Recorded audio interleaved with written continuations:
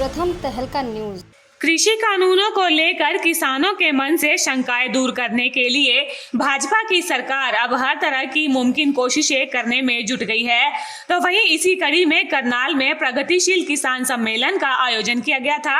इस सम्मेलन में मुख्यमंत्री मनोहर लाल, कृषि मंत्री जेपी दलाल व अलग अलग विश्वविद्यालय से आए कृषि प्रोफेसर और कृषि अधिकारी मौजूद रहे, जिन्होंने कृषि कानूनों को लेकर किसानों के साथ सीधा संवाद किया और उनके सवालों का जवाब भी दिया। किसान की जो आय डबल करने की बात है और किस प्रकार से किसानों के ये जो 3 बिल बने हैं, उन 3 बिलों के माध्यम से उस किसानों की आय को डबल करने के प्रावधान है।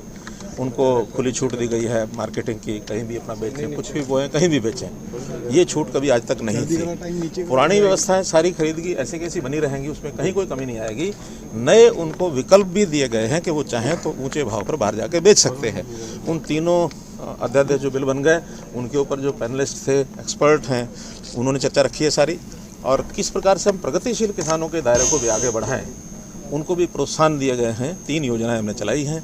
एक योजना इन प्रगतिशील किसानों के लिए है, दूसरी योजना में जो नए प्रगतिशील किसान जो नए लोगों को साथ लेकर के आएंगे उनको लिए बनाई गई है, और तीसरा किसान मित्र योजना में ये सब प्रगतिशील किसान ही प्रारंभ करें। हर किसान 100 किसानों को अपना मित्र बना करके उनकी व्यवस्थाएं ठीक करने में कैसे सहयोगी बनेंगे, ताकि हम किसानों की जितनी प्रकार की चिंता वो सब कर रहे हैं, ताकि ये विषय जो धरती से जुड़े हुए किसान हैं उनकी आवाज़ सुनने के लिए मुख्यमंत्री, एग्रीकल्चर मिनिस्टर जब टाइम निकालेंगे और ऑफिसर्स फील्ड में आके उनकी समस्याएं सुनेंगे, समस्याएं बहुत छोटी हैं पर वो इतना उग्र रूप धारण कर लेती हैं कि जिसका समाधान बाद में मुश्किल हो जाता है इमीडिएटली। तो किस तरह के संवाद किया आज आपने? हाँ, मैंने आज मुख्यमंत्री जी को अवगत कराया कि भाई आप 15 जून से पैडी लगाने का जो प्रोग्राम है वो उसको बरकरार रखिए, पुरजोर तरीके से बरकरार रखिए। ये जो समस्याएं आई हैं ये अर्ली पैडी प्लांटेशन की है, क्योंकि अर्ली प्लांटेशन के बाद अर्ली जीरी पकेगी, वो मंडी में अर्ली आएगी। उस टाइम तक गवर्नमेंट का रेट नहीं होता, फिर लोग सड़कों पे आएंगे, MSP नहीं मिल रहा, वो नहीं मिल रहा। जिस आदमी ने 15 जून को प्रॉपर जीरी लगाई है उस आदमी को जीरी MSP पे बिक रही है, कोई दिक्कत नहीं। क्या कहना चाहेंगे जो कृषि बिल कई किसान? हाँ, मैं इन तीनों कृषि बिलों का तहे दिल से शुक्रिया करूंगा। मुख्यमंत्री मनोहर लाल ने कृषि कानूनों के लिए कहा कि इससे किसानों को फायदा होगा और उनकी आय भी बढ़ेगी।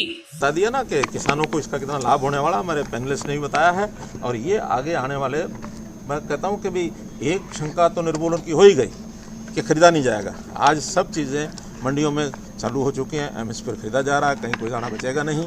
ये प्रोक्योरमेंट सीजन 1 महीने बाद सबको ध्यान में आ जाएगा, और अगले 6 महीने में दूसरी फसल जो आएगी तब भी ध्यान में आएगा, और जब ये सारा विषय प्रत्यक्ष लोगों को ध्यान में आएगा तो किसान समझ जाएगा। मुख्यमंत्री मनोहर लाल ने कांग्रेस नेता राहुल गांधी पर निशाना साधा।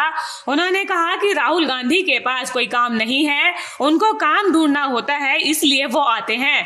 उनके पास कोई काम है नहीं राहुल गांधी के पास, तो इसलिए उनको कोई काम ढूंढने होते हैं, ढूंढ के आते हैं।